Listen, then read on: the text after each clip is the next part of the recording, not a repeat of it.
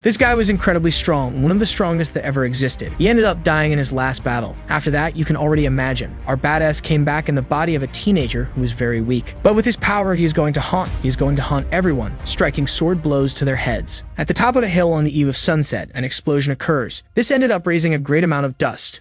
And at the center of that mess, two men are playing with swords. The attacker has several scars on his face, and the one defending the blow is unimpressed by his power. In fact, the old man is impressed that the young man can still move after being wounded. His mental strength is very high and fits very well with his sword style, the ghost style. Because of that, the old man had to acknowledge that this technique is truly very good. But it wasn't enough for it to be good to pressure that old man, who seems to be gaining the upper hand in the fight. With his opponent wounded, he said that he couldn't use internal energy and that it's already a miracle he can still move. After gathering his internal energy into the sword, the old man said the battle would soon be over, as he was about to take the young man's life. He began to advance furiously, throwing a great power of internal energy at the young man. Even though he was severely injured, the young man managed to defend himself from that blow. But he was immediately caught off guard by the old man's approach, who managed to land a kick to his stomach, throwing the young man's body far away, driving him across the ground. He was nearly pierced by the old man's sword, which was lodged in the ground. Now that they were close, the young man managed to surprise the old man, and with just one kick, he disarmed him of his sword. The young man with scars on his face is still carrying his blade, showing great determination. He tried to thrust at the old man,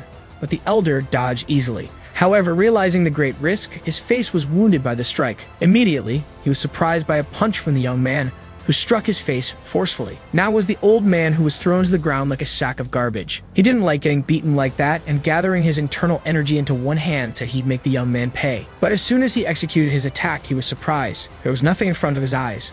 While wondering where the young man had gone, that same young man was about to surprise him from behind. That's when the old man realized he should have stayed retired playing Sudoku at home, because his body was separated into two nearly symmetrical halves. After that, the white-haired man seemed to sigh in relief. He asked if the ghost swordsman had managed to defeat that old demon, and the man with the scars on his face replied that yes, he had. Now that he was dead, the bloodbath could end and the Shaanxi massacre would finally come to a close. He looked at the bodies on the ground and called them idiots, saying they showed up claiming to be black knights and had killed many people in the past 3 days. Thanks to that, the world witnessed the alliance of two rivals, the orthodox faction and the unorthodox one. Hearing these words, a long-haired man called the ghost swordsman by name Dako Hien. The promise they made to duel after developing their techniques might be one he won't be able to fulfill. And the ghost swordsman asked if that was what he was going to say before dying. The other long-haired man said they had dedicated their entire lives to the sword. He fought against many martial artists, witnessed many techniques, but never saw anything as precise as the ghost technique.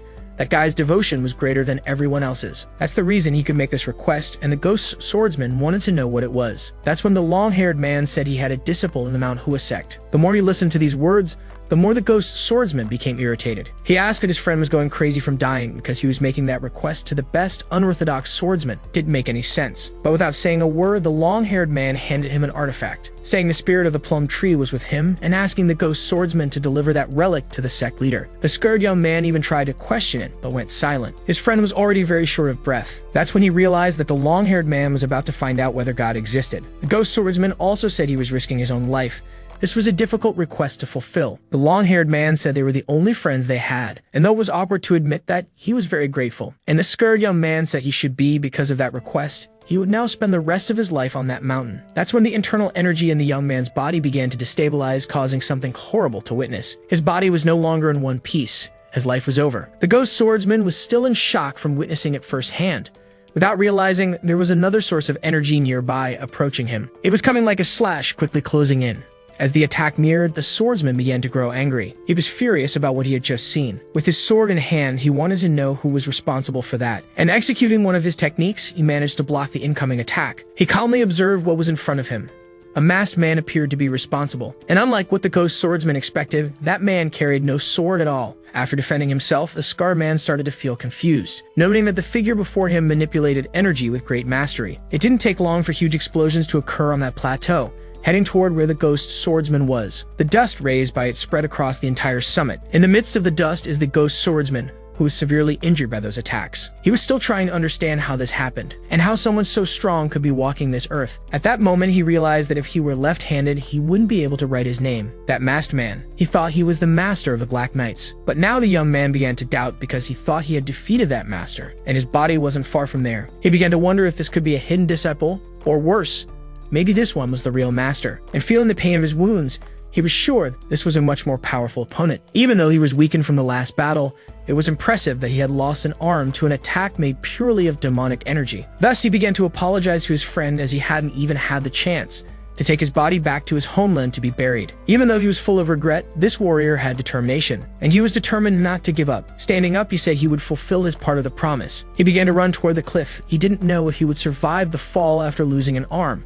but it was his only option. Looking back, he acknowledged that he was running from that fight, but he wouldn't forget that person, and the next time they met would be the last. It was just as he finished that thought that his body was cut into 2 pieces. The young man tried to understand why things were turning upside down, realizing that as he fell from the cliff, his legs were going in another direction, and the one responsible was that masked figure. The young man no longer had the strength to say anything, and as he fell into oblivion, he didn't want that masked man to be smiling about it. He began to apologize to his friend for not being able to keep his promise. That's when the artifact he had placed on one of his arms began to glow. A great source of energy was emanating from his body, and the young man began to think that heaven was helping in that situation. He could feel his pulse again. But as soon as he started to open his eyes, he was no longer in that place. Some people were telling him to wake up, calling him senior disciple. Trying to wake up, he found it very strange to be called that way. One of those present told Baek Jin that the senior disciple had finally opened his eyes. Approaching the young man, he said he had done well to survive, and now he needed to stay with them. That's when our boy realized he knew that man. The old man had done the best he could with acupuncture and didn't expect it to work. Our boy knows that this elder is Baek Jin, the leader of Manhwa, and the old man asked him to stay strong, calling him Mu Hui. That's when our young man remembered the identity of that name. It belongs to the 2nd generation of disciples, being the personal student of Hyunjo. He just doesn't know why he's being called that. The old man must have gone crazy that he remembered that artifact. He began to talk about the light he had seen before, and the boy next to him didn't understand. He simply said his wounds hadn't healed yet and he should avoid speaking. Without understanding what had happened, our boy realized he had a lot to figure out. After recovering a bit, he was already able to walk, and someone asked if he was going out. Our boy confirmed, though he almost gave a rude answer. Old Baek Jin agreed, saying it wasn't a bad idea to move the body a little, but he warned that he should take it easy, because aside from recovering over the past week, he hadn't been able to eat properly. The boy went to a lake outside, and upon arriving, he washed his own face, while thinking that only 7 days had passed since everything happened. The feeling he had was that it had felt like an entire year, and in the past 7 days, he had dreamed he lived a different life. Memories from that body and from the training of that sect from the past 20 years of Muhui's life. He also saw a massive attack that happened in that place. Everything was on fire and enemies were everywhere. It was during that moment that his body was struck by a blade. Our protagonist found that behavior incredibly foolish. Since the owner of that body was very weak, he shouldn't have acted that way. Certainly, because of that wound, he ended up dying. Then he started to remember that mysterious light that came from the artifact he had received, though he didn't know why he was chosen, much less why he ended up in that guy's life, and not in the body of Hyunjo. He started thinking maybe it was fate's doing, but that only made him sigh even deeper. He may not like what happened, but he couldn't ignore the fact that he had been given another chance at life, and he couldn't waste it.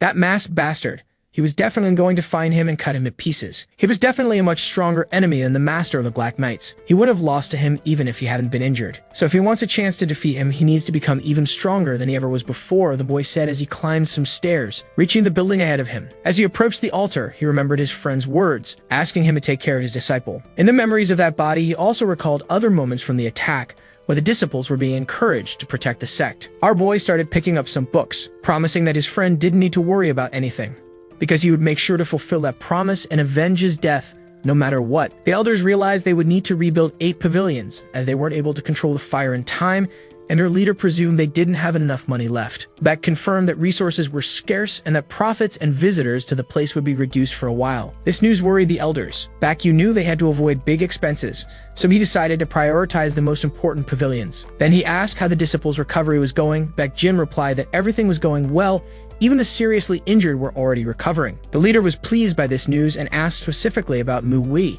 since the news about Hyunjo wasn't good. The old man said the boy had received more than he expected, and that his recovery was going very well. He had even managed to walk outside. Knowing this, the leader was glad for the good news, but warned that it was wise to check on the boy from time to time, since they knew what kind of young man he was. He believed the boy might just be pretending to be better, though deep down he hoped he really had improved. And inside that library, our boy was there reading all those books, learning techniques he had never seen before, that made him remember events from his past life. He had already been to that place with his friend, who asked what he thought of the disciples. Our boy's direct answer was that they were completely useless. His friend agreed, stating that the sex technique was regressing. Those people were just fooling themselves into thinking they had reached the pinnacle of the sword, which in truth was the very control of variables and illusions that made the plum blossom bloom. He told our boy that he should already know this. A sect that cannot develop new paths is doomed to failure. And that was certainly true, but still, forcing change wasn't a solution. So our boy asked if the long-haired man had any ideas to solve that problem. And the long-haired man confidently replied that he would show them how it's done. That the blooming sword technique wasn't all there was a new level they hadn't yet reached. That's when our boy asked if that's what he meant when he suggested they should create a sword technique of their own, so they could duel in the future. All that is now just a memory, and he began to remember how he felt when he first saw those disciples. He thought the problem was in the sect itself, that even though it was renowned and famous, it couldn't produce many talents. Hyunjo had been the last in hundreds of years, but now the boy realized that was a shallow thought. After reading those techniques, he saw that they were flawless, and martial techniques grow stronger with time as they pass through others. That is the power of a sect, and this one had hit a blockage from growing too large. So he began to think about the technique his friend hadn't been able to complete, taking on the responsibility to finish it in his place as a way of fulfilling his promise. And that technique needs to drink from Manhwa's source. The shape of its movements and intent must be aligned with the sect. It all begins with the boy learning that place's principles, starting from the basics so he could later reach his friend's sword technique. He began to meditate, focusing his internal energy. That process was to erase what that body had learned, because when he tried to learn, it would be different, since the knowledge of that body wasn't his. Not to mention he couldn't underestimate the technique just because it was basic. Autumn circulation was a refined and very stable technique. In his past life, he relied on what was unorthodox. But Manhwa's sword techniques were very different, and he might end up learning something new. The life of the sword's ghost, who cared only about the blade, had changed. From now on, his name is Manhwa. Time passed, and our boy remained inside studying. Another disciple of the sect was heading toward the same building. Before going in, he found something strange. The place was closed, and from outside he started shouting, asking if the senior disciple was inside. Our boy had to interrupt his meditation session because of that, so he got up to open the door, coming face to face with the concerned disciple outside. His expression looked very tired, and our boy asked if his name was Muchil, and what brought him there. The young man said it had been 3 days since our boy left the infirmary, and he still hadn't shown up for training sessions. This news surprised our boy. He had no idea that 3 days had passed, which left him deep in thought. He quickly remembered he hadn't eaten properly for a week.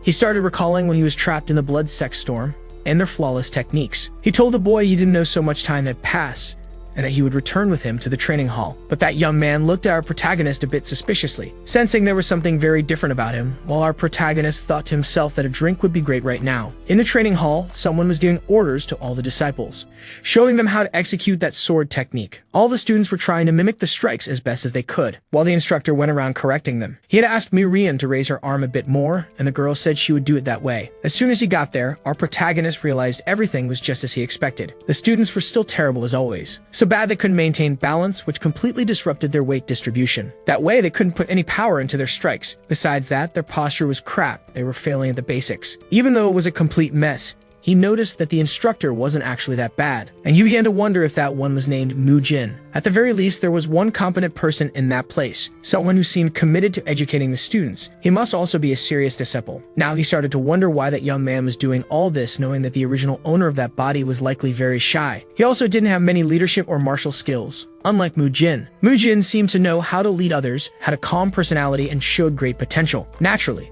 the new students would want to listen to him. Those with talent and skill get opportunities, so our boy didn't have much to do in response to that. At least he hadn't had any reason to intervene, until now. That was when Mujin signaled that the training was over. The students seemed very tired, feeling like Mujin was becoming increasingly strict with them. That's when some of them noticed that our protagonist had returned and asked if he was feeling better. The boy replied that he was, but the girl who had asked that question became curious, sensing there was something different about him. That's when someone else approached our boy, saying that he had finally returned. It was Mujin, who hadn't been able to speak with him properly earlier because he was in the middle of training.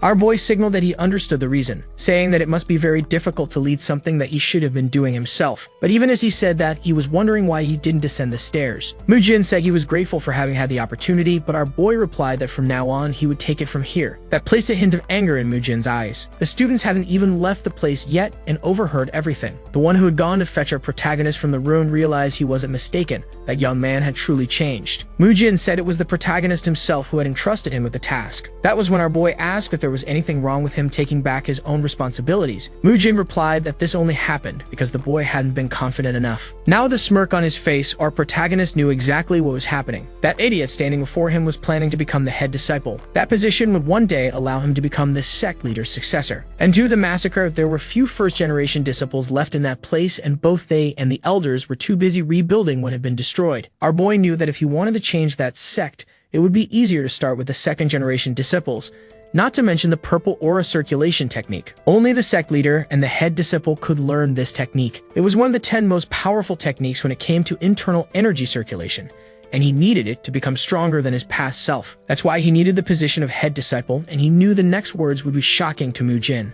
But Mujin had a question of his own, asking if our boy even had the right to do that. He asked what he had done during the invasion by the Black Knights. The elders had told him not to engage in combat, but he ignored their advice, and something happened because of it. He didn't save anyone. He didn't defeat any enemies. All he managed to do was become a burden to the elders. And because of what he did, many other disciples followed his lead. If the first-generation disciples hadn't risked themselves to protect them, many people wouldn't be there now. Our protagonist agreed with every word, which only made Mujin even more upset.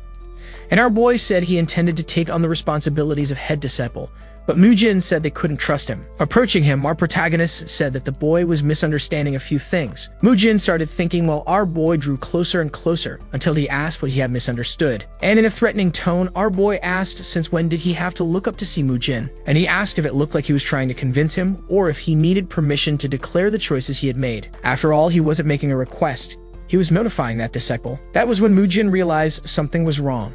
That man in front of him wasn't the same senior disciple he had once known. Our boy said that he would be responsible for the next day's training, and if Mujin had any complaints, he should bring them up after the session. And as he walked away, he told the boy not to get all worked up. Mujin commented that the senior seemed like a completely different person. Our boy said that people change after seeing death, and maybe that's what happened to him. The other students started talking about what had just happened. No one could understand the change, and they wanted to know if the senior disciple was really going to lead training the next day. Some of them went to Murian, bringing the news that the senior disciple would be leading the session. They thought it was strange. First he seemed annoyed, then very calm, and they hadn't heard the full conversation. One of them was worried, knowing how skilled our boy really was, and the girl asked what would happen if they did the same thing. Her peer didn't understand, so she decided to explain. They should try talking to him. It was already nighttime, and our protagonist was meditating. That was when he heard voices outside his room. The voice said he wasn't asleep yet and had come by to talk, and that the topic should be discussed without others present. Grabbing his sword, our boy said he was very curious about the subject. Those who came to talk to our protagonist were now very surprised. Outside his room, they noticed the boy had come out carrying a wooden sword. They knew that wasn't like him at all, and the girl got straight to the point. She wanted him to reconsider his decision as she believed Mujin had avoided continuing the argument to preserve his image. Our boy asked if they were sent there by that guy, but the students assured him they came of their own will. Our protagonist said it wasn't their place to decide that and that he would pretend he hadn't heard anything. But the girl insisted. She wanted them to consider the student's perspective. They weren't doing this because they disliked him, but because they wanted to learn from someone who actually knew something. Saying that our protagonist should self-reflect, he didn't have what it takes and was being selfish. They didn't want a leader who was beneath them. Those were insolent words, and our boy didn't like it, stating that the hierarchy of that sect seemed to have degraded quite a bit. He acknowledged the students' words, and since they doubted his abilities, he decided to show a little of them, ordering them to grab their swords. The students thought he was joking, but our boy knew exactly how they were feeling. According to the order, the students said he had asked for it. The girl was the first to move toward him, saying he would soon regret what he had asked for. But before she could strike, she was immediately disarmed by our boy. As if that wasn't enough, she took a hit to the chest that knocked the wind out of her, all just to teach them a few things. The other student decided it was time to attack too, but with him, our protagonist was less merciful, hitting him square in the face with the wooden sword. Now the two who had been proud and defiant were lying on the ground, completely defeated. The girl couldn't even properly say she had lost, and our protagonist responded that the outcome had been obvious, and he would take the opportunity to teach them both an important lesson. That's when the girl realized her troubles were just beginning. After putting the students through some physical punishment and giving them a free face massage, our protagonist asked if they were satisfied with their skills. They said yes. He also asked if they knew what would happen if other students ganged up to fight him. Both replied in unison that they'd get beaten along with them. He asked if they thought he was weaker than Mujin. They said no, that he was much stronger. He asked if they still thought he was weaker than the other disciples. They both answered no. Now it seemed they had learned their lesson. Our boy said he would forget what had happened that night because everyone can make mistakes. Morning training time was coming soon, so the two of them needed to get some rest. The students thanked the senior disciple for his mercy, leaving the area with great difficulty. All while our protagonist silently watched. He knew he was being watched and asked how long that person planned to keep hiding. Revealing himself, the boy asked how he knew he was being watched, and our protagonist said he was too big to hide. Muchiel said he saw other disciples heading to our protagonist's room and ended up following them just in case. He hadn't imagined our protagonist would be able to defeat them. Then the boy asked if our protagonist had been hiding his power all this time. For a brief moment, he began to think. He realized that second-generation disciples could be divided into two types: those who stayed distant from Manhwa, but maintained a certain level of respect, and those who despised him and spoke badly about him behind his back. Manhwa didn't fit into either of those groups.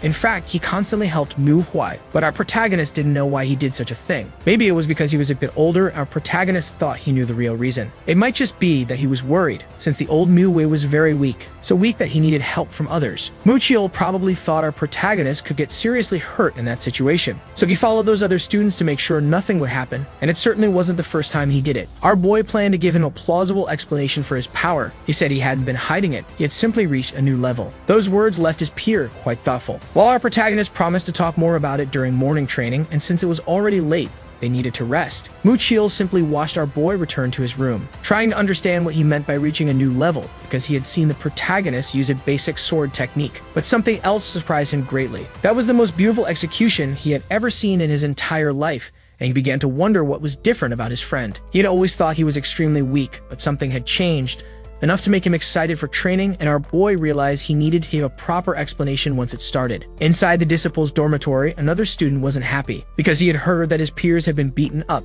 that it wasn't the senior they used to know, but a completely different person. They were telling Maria and they had really taken a beating, but the disciples said they were talking nonsense and should just go to sleep. As they left completely bruised, they started to regret not believing what they were told, hoping that Murian would find out the hard way they were telling the truth. That's when Mujin saw those battered disciples walking down the hallway and became very curious. He immediately asked what happened, since they were limping and looked terrible. The other disciple said it was nothing.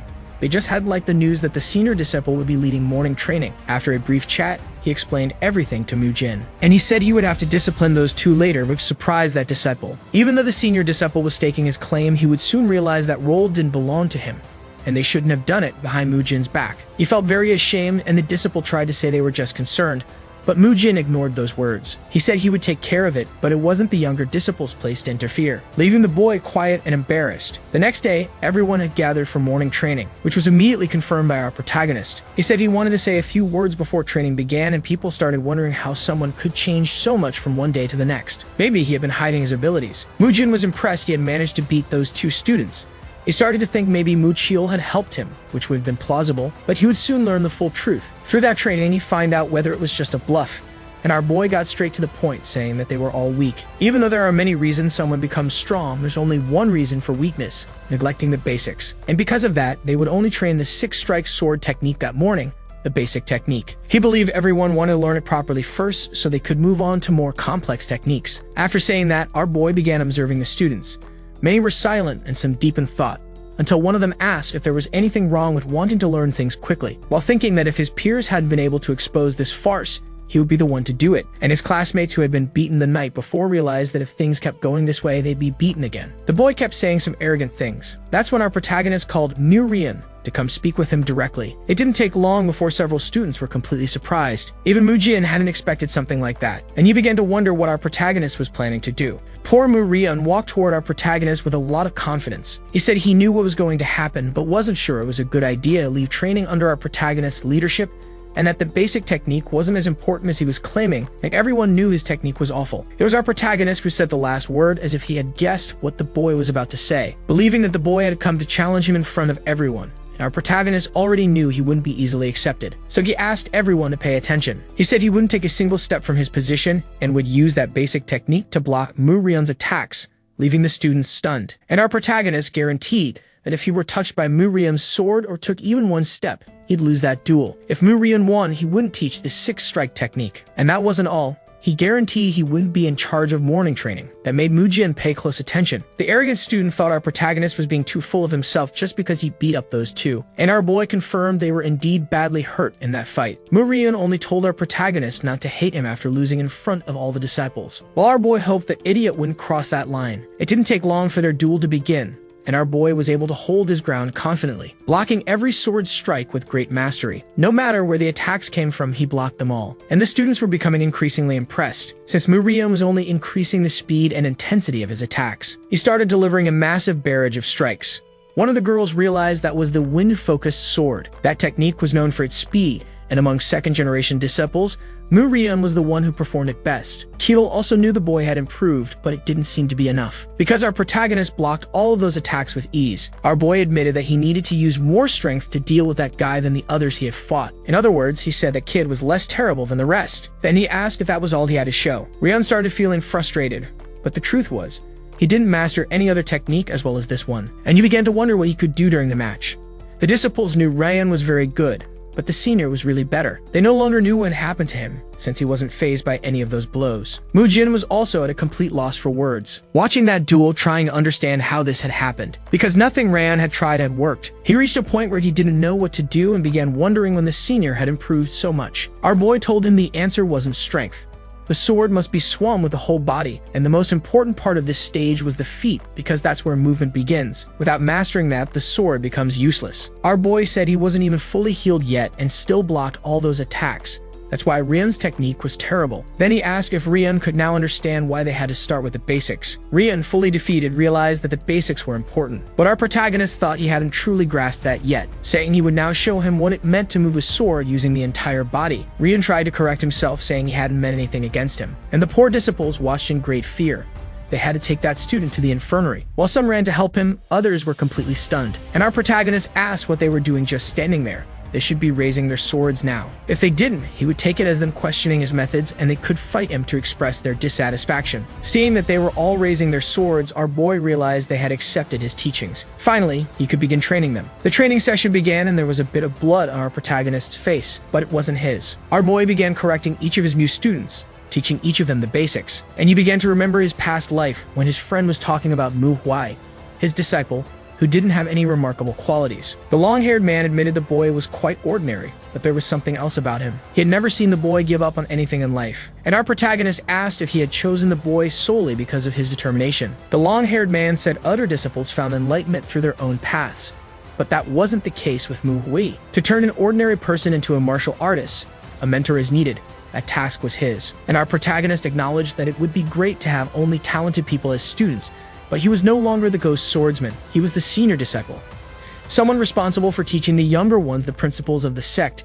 He wouldn't leave anyone behind. They would all remain together until the end. But he realized that in his past life he wasn't a good teacher, and now he had a big class. Having disciples was more annoying than he had imagined, and he thought that if he met his friend in the afterlife, he'd make him pay with a really good drink. That's when he asked if Mu Jin was already tired, telling him he should try harder. Somewhere deep in a forest, someone wondered how the boy was doing, since he had focused on making him tougher, not turning him into a teacher. But one thing was certain, the boy wasn't losing fights and must be doing well. Leaving a trail of defeated enemies behind, he admitted it would be great to meet him again. Now one of those disciples was panting heavily. They were all going through very harsh training, carrying weights as they exercised. Certainly, this would be a hard road for them, as they had to start from scratch. Our protagonist was sure they would blossom after this challenge, and their brilliance would be deep and strong, unable to be contained. Besides that, our protagonist also had a long road ahead. Amid those trees full of blossoms, he walked through the crimson forest. Those were the first steps he took to change the path and eventually create his own martial domain. One of the most important things about this was to refine his own senses. The sharper they became, the easier it would be to detect small changes.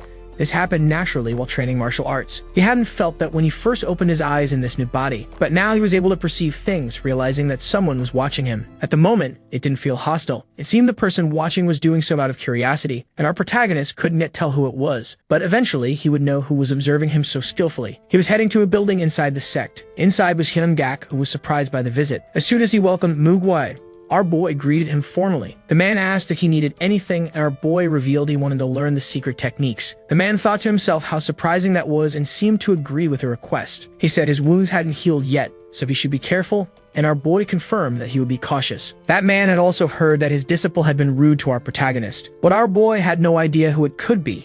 He still didn't know everyone's names. What he did know was that he had thoroughly beaten those 3 clowns, and in the end it didn't matter who that disciple was. Still, he began to think the man might be angry about it, and to his surprise, the man apologized for what happened, saying that Musain did something he shouldn't have done, and if it had been back in his day, the consequences would have been far worse, and he apologized for not raising the boy properly. Now our protagonist knew who it was and was still surprised that his actions hadn't caused a much bigger problem. He told the man that he simply did what his senior disciple should have done, so there was no need to worry, which caught the man off guard. He began looking at our boy with wide eyes, impressed by the sense of responsibility he had taken on as senior disciple, until he noticed something different about him. Mui's eyes were different. He He hadn't known the boy had such a deep gaze. Our boy felt like he was being watched and began to wonder if the man had changed his mind and might try some kind of retaliation. But the truth was, the man had simply noticed the determination in his eyes, saying it was a good thing that he was taking care of the younger disciples, and he had no intention of stopping him, telling him he could go on his way. Watching him leave, he remembered that the boy's master had died, and he had been left alone,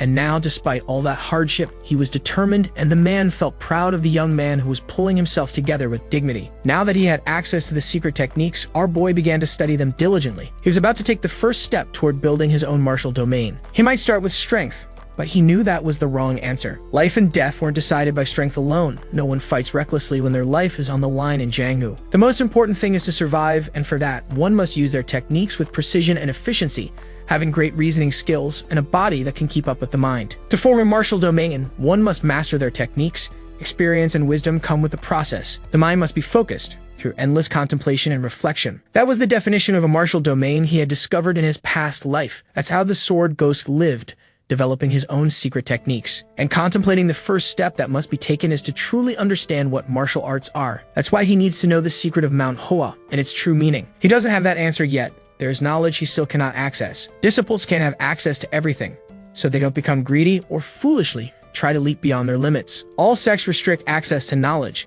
and this sect is no different. Our boy had heard from Hyunjo that the sect was on the losing side, but a renowned sect will always be renowned. Their martial artists are very systematic, so the notes are not hard to understand. That most basic technique, the 6-strike combo, once learned, allowed our boy to master 3 other techniques: the focused wind, the fallen plum blossom, and the 1,000-fragrance sword. After learning the basics of these techniques, he could finally reach the secrets of the plum blossom sword. Only then would he reach the true secrets: the 7 deadly petals, the triple-edged petal, and the lucid petal sword. The strength of the sect lies in these techniques. The best of Manhwa learned more than one of these techniques. The 6-strike technique is the beginning of everything, followed by the plum blossom and others. A martial artist who perfects this sect's doctrine becomes part of the plum tree itself. That summarizes everything he understood so far. He had just reached the shallowest branch, and he deeply wanted to climb to the higher ones. But first he had to master the plum blossom sword, a weapon given only to those who earn recognition from their masters. It is a symbol of the sect. Our boy realized he needed to reach it as soon as possible.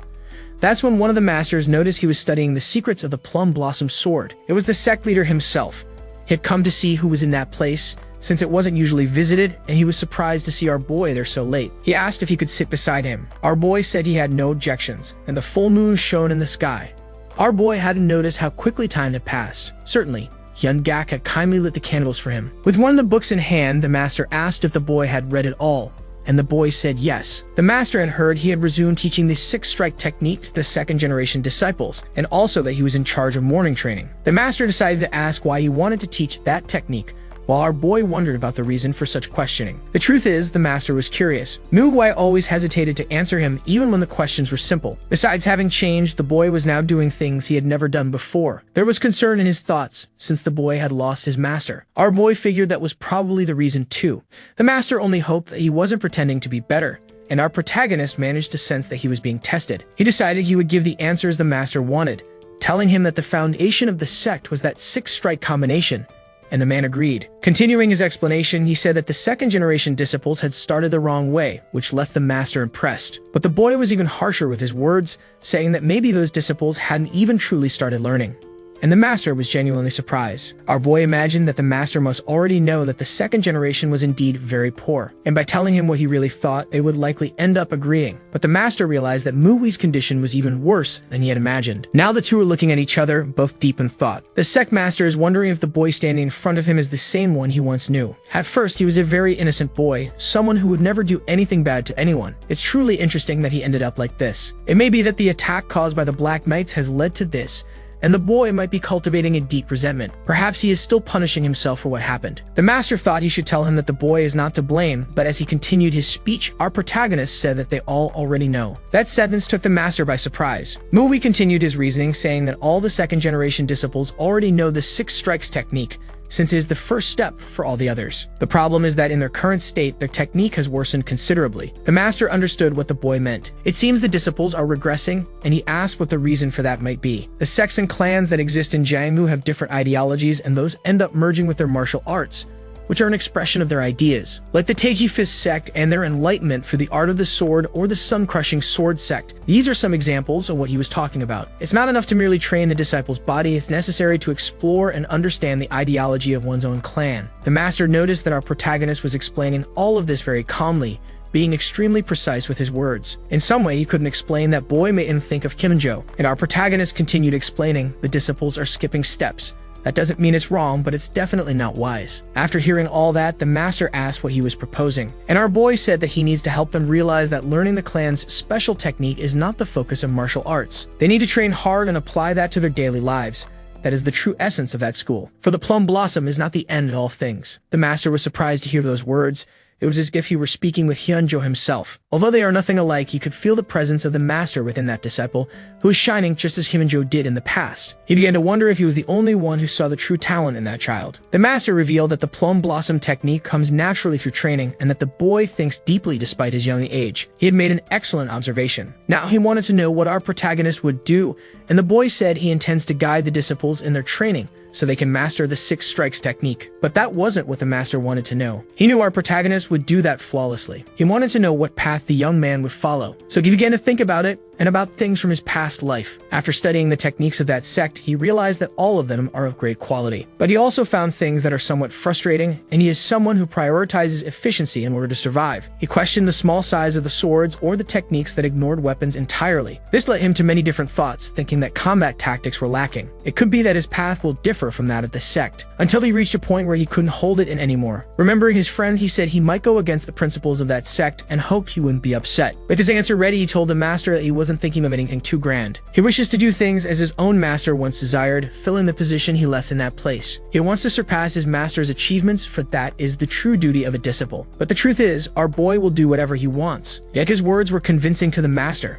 who was deeply impressed after hearing them, understanding why he sees Hyunjo in that boy. It's not a matter of talent.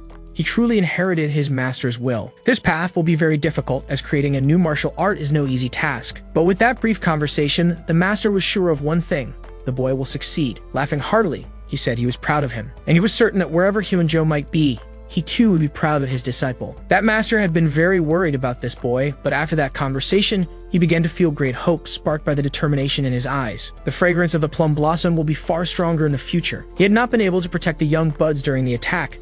He should have been the flower to fall from the tree. Even after that attack, there are still small peels with great potential, and the master's task is to contribute to that. And he told our protagonist that there are many other flowers on that mountain. Then he decided to ask our boy if he knows why that clan chose the plum blossom. And the master said the boy would learn a great deal if he began to reflect on that. Rising from the table, he revealed that he would like to speak further with that disciple, but he believed he had already taken too much of his time. Thus, he began to leave that room. Before he could go, he said he was forgetting something he wanted to tell him. The master was once a disciple himself and lost his own master. He cannot fully understand the boy's sorrow, even if it is similar, because people feel things in different ways. But life and death are part of life. It is the natural flow of things. He advised our protagonist not to dwell on grief, but to see it as a new beginning and try to understand it as a way to celebrate life. Our boy realized that this was excellent advice. Trying to celebrate life is not bad at all. So he thanked the master for sharing his wisdom with him. Thinking about the plum blossom, he began to remember his past life, when one of his seniors said that our protagonist's body was far too fragile. He would not tolerate that kind of insult, and the senior replied that he was arrogant, an excellent quality for someone who wants to grow stronger. He shared with our boy that he had discovered a new way to train and asked if he would like to test it. The next day, our protagonist was hanging from a tree while carrying weights with his legs. The less conditioned the body, the more effective that training method is. He never imagined that crazy senior could be useful one day. That way of training is brutal, but it works. While he was focused on his training, another disciple appeared. Bringing him news, he said it was not the time to be training, because a very important time had arrived, but our boy had no idea what it could be. And that girl said that the leader of the sect assigned our boy a journey down to the foot of the mountain. The clan leadership was gathered in a room, discussing the situation of the third-generation students. They needed to open this class soon, but everything became difficult after the massacre. One of them suggested accepting disciples from other sects, to show the community that they were doing well, and the master agreed with that. One of them said they should also send a disciple to an outer sect in Shaanxi. He was certain that the Unorthodox Alliance or some other evil organization was trying to fill the power vacuum left in that place. Outer sects are those that are not on that mountain, and they depend on the main sects for recognition. Because of the heavy blow they suffered, the outer sects connected to them must be very anxious and worried. The master thought of sending a disciple to see how things were on the outside, and then they began to think about who could be sent.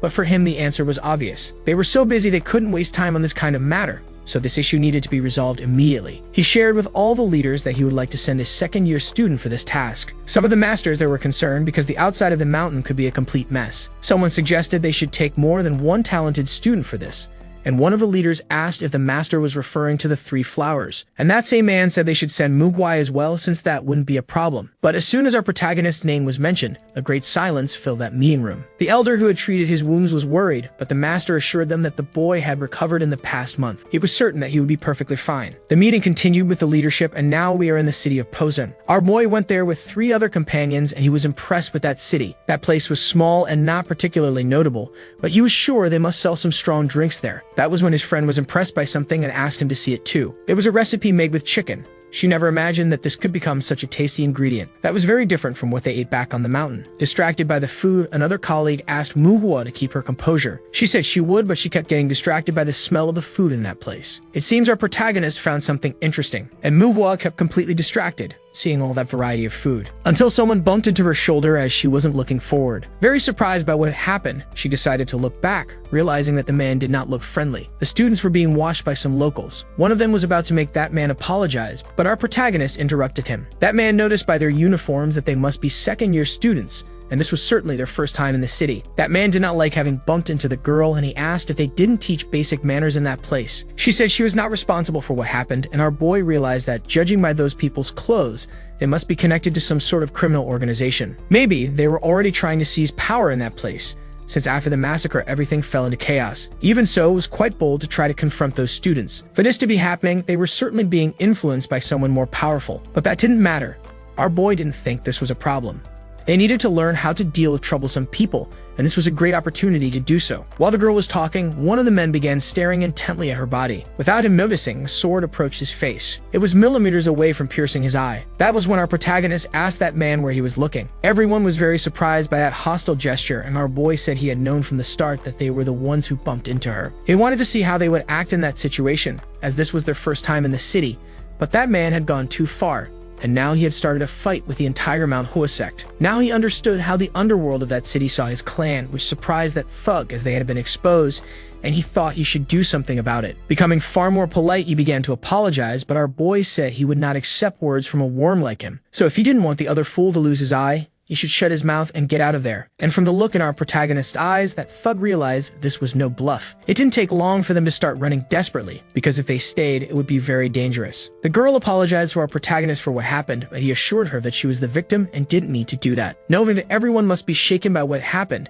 he suggested they should find a place to rest a bit and eat. The girl, who was already very hungry, liked the suggestion, and they all began chatting casually. The other talented boy in the group was reflecting. His action had been very different from our protagonist's. Even without knowing what had happened, he had tried to suggest that Manhwa apologize, because all he was thinking about was ending things cautiously, and he forgot that they should also know how to stand up to those thugs who despised the sect. And he realized that our protagonist understood what was happening, being fully aware of what was going on around him at all times. But the truth is, our boy already regretted not having driven his sword into that man, and the talented boy realized that he needed to keep pushing himself, so things like that wouldn't happen again, because he didn't want his companions to be disrespected by anyone. As soon as they found a place to eat, this boy tried to pay attention to what was happening around him, but when he did, he ended up with a not-so-friendly expression. After some time, they all managed to eat plenty, and they were satisfied. Our protagonist became concerned about his companions, noticing that they were eating less. This could be a sign they weren't training much, but they assured him that wasn't the case. Manhwa wanted to know what they should do now.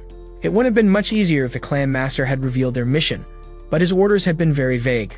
Our boy asked if anything noteworthy had happened that day, and she remembered that someone had tried to cause trouble with them. Then they rented some rooms and had that meal. Then she remembered the city's underworld, and that the master had given them authority to make their own decisions. And our protagonist didn't have much patience.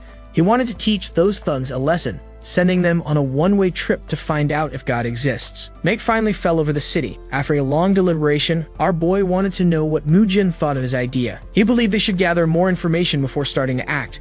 Then our boy asked what the others thought of that. Everyone agreed that gathering information was a good idea, and our protagonist's team is carefully observing those people, because our boy ordered them to gather as much information as possible before the next day's sunset. Two men approach a woman. They seem to be harassing her. These are the criminals from that city's underworld. People from the underworld are quite different from those who belong to unorthodox sects, and from demonic forces. And that thug told the woman that the calculations were done and that the interest rate had increased greatly. He had forgotten to mention that, and the woman seemed not to understand. The bald man said they needed to collect the money now, and it was his fault for not having mentioned it before, but if she didn't have the money right now, she could pay in another way. These bandits only seek to ruin people's lives, exploiting the weak. Assassins are also part of this, since they only do their jobs for money. The difference is they do only that. For ordinary people, underworld thugs are truly dangerous, since they seek only personal satisfaction. Our boy was still impressed with what had happened earlier, and approaching those thugs, he said he couldn't understand that. That was when they noticed the boy was approaching. Not knowing who our boy was, one of them began complaining loudly, because he had ordered his partner to watch the place. Little did they know that this poor soul was already on a one-way trip to feed the worms. Our boy asked who they thought they were to behave like that, and if they had someone protecting them from retaliation. Unwilling to give him the answer he wanted, the bandits asked if the boy wanted to start a fight, because if he didn't want to be destroyed in that place, he should leave as quickly as possible. Our boy lowered his hood over his face, saying that he had come there to gather information. But the bandits kept ignoring him, and one of them went back to what he was doing, until our protagonist surprised one of those fools by introducing him to his right knee. The poor guy's body flew several meters. It was so sudden that the bald man was left speechless, wondering what our protagonist was doing. The answer came in the form of another strike. After jumping, our boy landed on the ground with the sole of his foot on that poor guy's face, who now had lost consciousness. At that moment, the bald man realized his situation was getting complicated, and the woman tried to run away from him. That was when our protagonist drew the bald man's attention, and using all of his accumulated common sense, he decided to obey. Imagining that the bald man might know some martial arts, he told him to try attacking with killing intent. Only then could he spare this incompetent man's life. As if that weren't enough, he also demanded that he hand over everything in his wallet. Elsewhere in that same city, a drunkard was suffering the effects of alcohol-induced dehydration. At a table near him, his companions asked if all he did was piss all day long. If he kept taking so long, they'd soon be sober. As soon as he finished his business, the old man said he'd be back. As he walked back toward his companions, he didn't notice that there were some people tied to that tree. When he arrived at the table, they resumed talking. It seemed one of them wanted to show something funny he had found. It looked like someone at the table next to them had ordered a huge amount of food, but then left right away. Inside the city, Manhwa was talking with people to gather information. Sheol, on the other hand, was spying on suspicious-looking people. All the disciples seemed very dedicated to the task assigned by our protagonist, and on the outskirts of the city, some wrongdoers were gathering. One of them complained that the place smelled like food. They took that as an offense, not knowing where that person might have gone, that they could no longer hold back. As they began to approach that hooded man, they decided they would take all the food he had. But that mysterious presence revealed that he was not defenseless, for he was carrying a very sharp sword. Looking at those wretches, this man said he was not there to share his food, and if they tried to take it, he would cut off their heads. That was when the leader of those people decided to introduce himself, saying that the young master was truly oppressive. He began to apologize on behalf of all of them and said his name was Jinga, leader of the beggars sect. Sheathing his sword, our protagonist also introduced himself formally.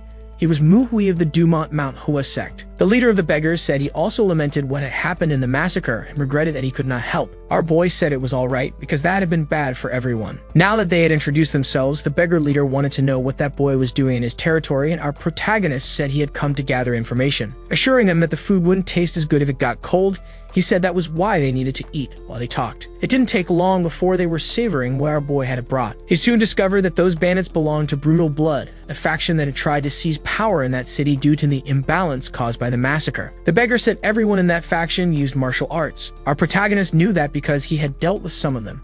But he still hadn't addressed the most important thing, which made the beggar leader curious. Our boy wanted to know who was behind that Brutal Blood faction. That left the beggar leader quite surprised because the boy was assuming there must be a thinking head behind those brutes. And our protagonist said that region wasn't small and their sect was fairly large, and even so, their power had already been taken. Because of all those factors, it was very unlikely that a small organization could take control so quickly. What usually happens in a scenario like that is several small organizations start fighting for power, splitting that entire region, and the beggar was impressed with our boy's discernment. It was hard to believe he was just a rising talent, revealing that he hadn't told this to a boy yet, not because he wanted to hide the truth, but because he wasn't sure about it. He told him not to be surprised, but there's a martial artist who always contacts the Brutal Blood faction, and they belong to the Guryu Sword sect. That put our boy on alert, for that is one of the 3 great sects of the Shaanxi region. It is also close to the 2 largest among the 10 sects, but they had never cared about Manhwa or the Zongnan sect, and numerically, they were far more numerous. But it was still looking very suspicious.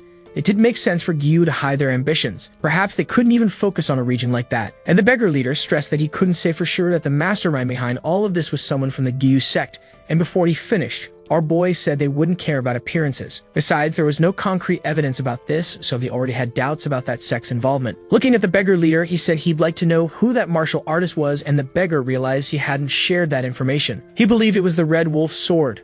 Our boy seemed to recognize that name, asking if it was really him, and after confirming the information, the beggar leader noticed that the boy had already heard that name. Even without knowing what he planned to do, he recommended that he be very cautious. While reflecting on that name, our boy began to wonder who that martial artist could be, because the truth is he had never heard that name in his entire life. Morning dawned over that city, and our boy was looking out the window. He was thinking about everything they had done the day before. Although he had managed to gather some information, he still couldn't say who the Red Sword Wolf was. He'd also remembered that the night before he had tried to drink a little alcohol, because that beggar had been serving tea. As soon as he asked for some, he was given the water that birds don't drink, hoping that with that he could get more information. He only wanted to drink a little to follow through with his plan. The problem was that he stumbled on a variable he hadn't considered. The taste of that wine was simply exceptional. Even the beggar chief noticed that the boy had enjoyed it. Our protagonist said it had been a long time since he had tasted something so interesting, which made the beggar believe that it was his first time. That marked the end of his investigation. He dedicated himself to drinking, as he hadn't expected to find something so delicious. That is why he didn't get the information he wanted. Even so, he already had enough to form some suspicions. Now it remained to see what choices his team would make. Since there was still plenty of time that day, he decided to amuse himself with the wine that was left. As soon as his team arrived at that place, everyone had the same thought. It smelled like alcohol in there.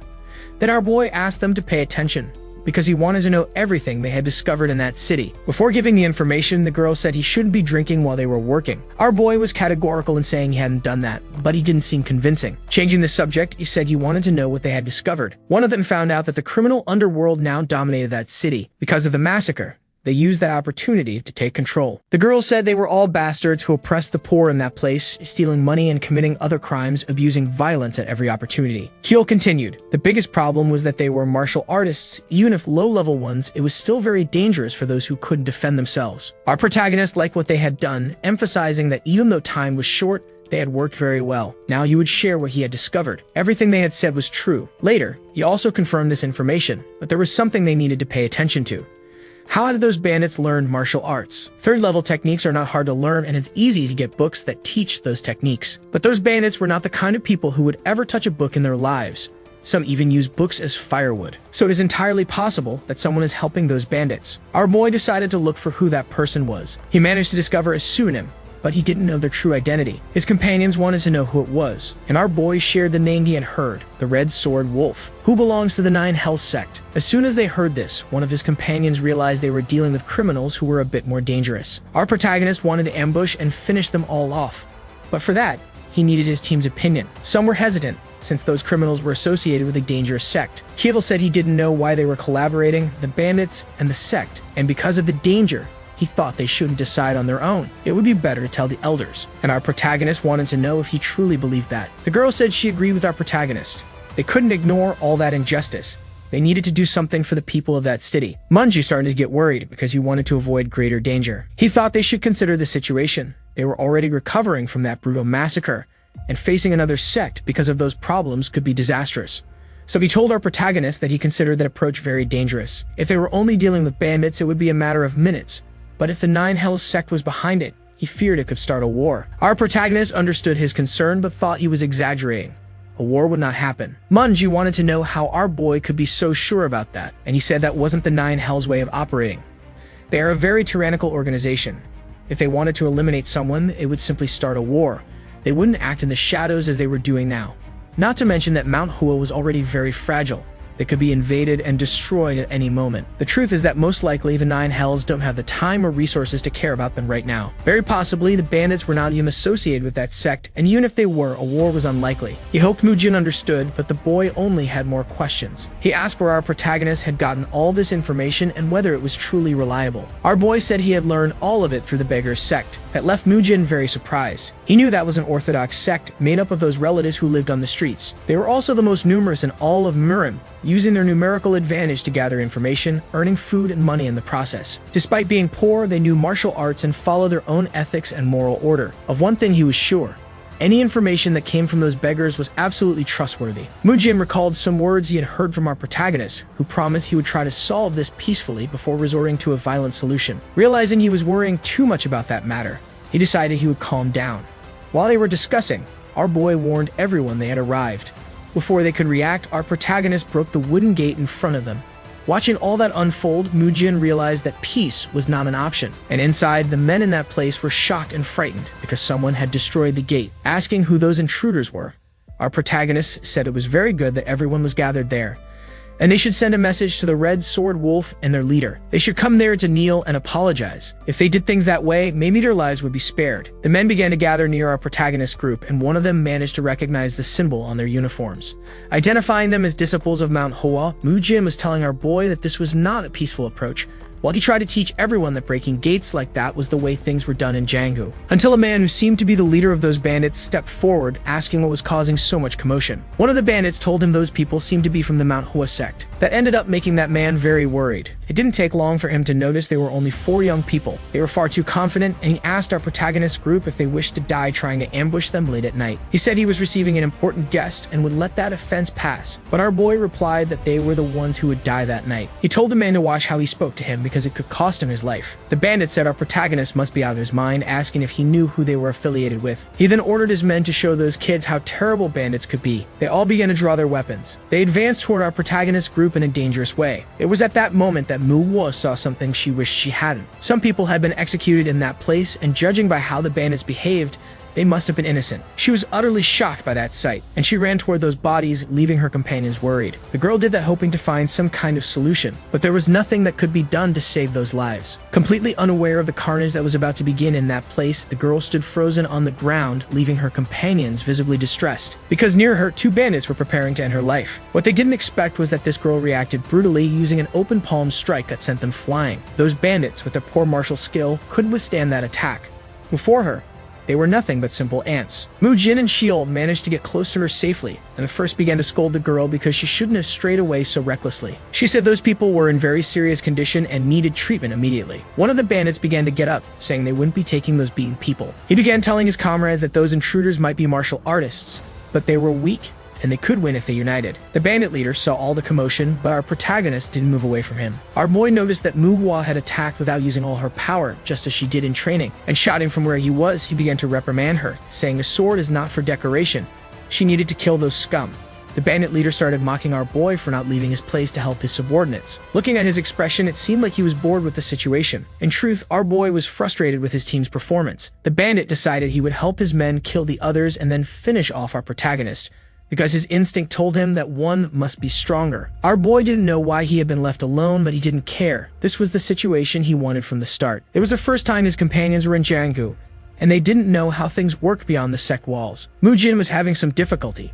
Someone threw mud toward his eyes. He managed to defend himself, but right after, he was hit by a kick. Our boy knew his companions weren't used to that kind of attack because these people truly wanted to take their lives. Things were different now. It wasn't like the massacre, when the first-generation disciples were there to protect them. This time, they would have to fight for real. If there wasn't determination in their strikes, they would end up dead. Mujin was on the ground and had to block a sword strike to preserve his own life. This was completely different from training. They needed to learn that life and death aren't decided by martial skill alone. Looking at Sheol, our boy reached other conclusions, because he seemed to be handling the situation very well, defeating several of the bandits. While holding one of them by the head, an enraged bald man decided to attack him. Sheol dropped that bandit's body to the ground, and the edge of the sword was already aimed at him. But he managed to block that strike, spinning with a powerful blow that crushed the bald man's face. That was enough to make him fall unconscious at the feet of the bandit leader, who began to panic, realizing that Sheol was getting closer and closer to him. That young man was definitely threatening. Our boy noticed the bandit leader was walking back toward him. He believed he had been wrong, assuming our protagonist was the weaker opponent and he would defeat the weakest first. There wasn't even time for a fight. The bandit leader was simply humiliated, and those who were still alive realized what had just happened. For they didn't know what to do in that situation, since all those enemies were truly formidable. An old man who had been watching all this said they could just choose another. He declared that whichever bandit killed those intruders would be the new leader. Now they should stop being dramatic and finish the job. That was the Red Sword Wolf. Now our protagonist team knew exactly who they were dealing with. Our boy looked at that man and said he had been expecting him to appear. As soon as he was called by his title, The old man was surprised. He hadn't imagined those youths knew him. He said he was honored by that, but our protagonist quickly corrected him. He said he'd only learned of his existence the day before, making it clear he wasn't all that famous. Besides, he didn't bother to learn the name of every weakling he met. The old man said that a disciple of an orthodox sect should adhere to tradition, but that boy talked like someone from a demonic cult. He then threw his cup to the ground, and stepping into that battle stance, he said our protagonist would have to bear the weight of his own words. Even in the face of that man's challenge, our boy remained completely calm. In the blink of an eye, he was already behind the old man, asking if he was strong enough to oppress him. The red sword demon turned around, trying to understand what had happened, but was brutally struck on the edge of the ear, falling to the ground immediately after. He used the inertia of the impact to spring to his feet, flipping backward, while trying to understand how that young man could be so fast, because he hadn't been able to see that figure move at all. And worst of all, his enemy hadn't even begun to use his sword. Trying to calm himself, he began to believe that young man couldn't possibly be on a higher level than him. There had to be some explanation, and our boy thought there was no reason to spare that man's life. But he would take this opportunity to test his own swordsmanship. It had been a month since he had taken control of that body. Since then, he had never stopped training, trying to perfect his technique with that of the sect. He had not yet been able to prove the effectiveness of his research. His team was not strong enough yet, and the elders and first-generation disciples had no time for him. That's why that enemy was so precious. Even though she was far from his expectations, it was still a training opportunity, and the old man leaped into the air ready to attack our boy. He came down on him with a deadly strike, but our boy dodged it with great ease. Another strike followed, this time a horizontal slash. But all of that was far too slow for our protagonist. He took advantage of that huge opening to strike the old man's chest with an open palm blow, and he managed to push him several meters away. Before his enemy could even recover, our protagonist kept up the pressure at every instant. The old man realized he had almost lost a piece of his head. On top of that, all his movements were being intercepted, while he himself saw almost nothing. That was more than enough for him to realize there was a huge difference in levels there. But his pride kept him from believing the obvious.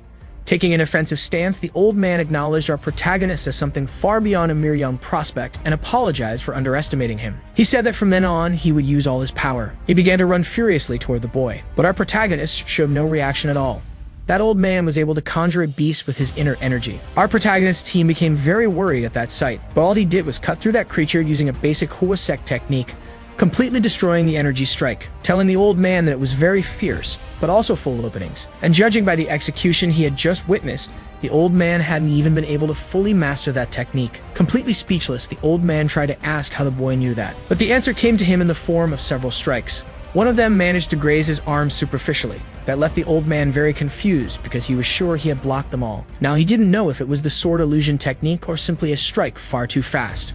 Without him noticing, the strike passed right at the level of his jaw. Everyone was left speechless at that scene. A few strands of hair fell, along with a reasonable amount of blood. That old man, who already had a bizarre appearance, looked even more ridiculous, receiving an unusual haircut. But he had enough skill to notice that our protagonist had turned his sword at the last moment, so as not to cut his head off. Realizing that he had been acting like that since the beginning of the fight, the boy was going easy on him. Even though he didn't know the reason that motivated our protagonist, the old man became curious about something else. He wanted to know how someone so young could be so powerful. Thinking that maybe he was just a talented person, he started to get furious. He said that the talented are usually all alike, and he couldn't accept that our boy was better than him, who had lived far longer. Saying that he was a martial artist of the 9 hells, he unleashed another devastating inner energy attack on our protagonist. Those beasts were getting closer and closer, and once again, all of them were contained with just a single move from our boy, which was strong enough to reach that old man. Heel watched that last exchange between them in great surprise. The old man had been defeated. Before that boy was even born, he had been training, and he had continued on that path so that one day he could be recognized among the best. But his decades of training amounted to nothing before that anniversary. Knowing that his effort wasn't recognized left him furious. But our protagonist had no time for monologues from secondary characters, so he made sure to cut him down immediately. Hey everyone, did you enjoy this story? I really liked it. If you want to follow the next part, make sure to subscribe to the channel and leave a like. See you in the next story, guys.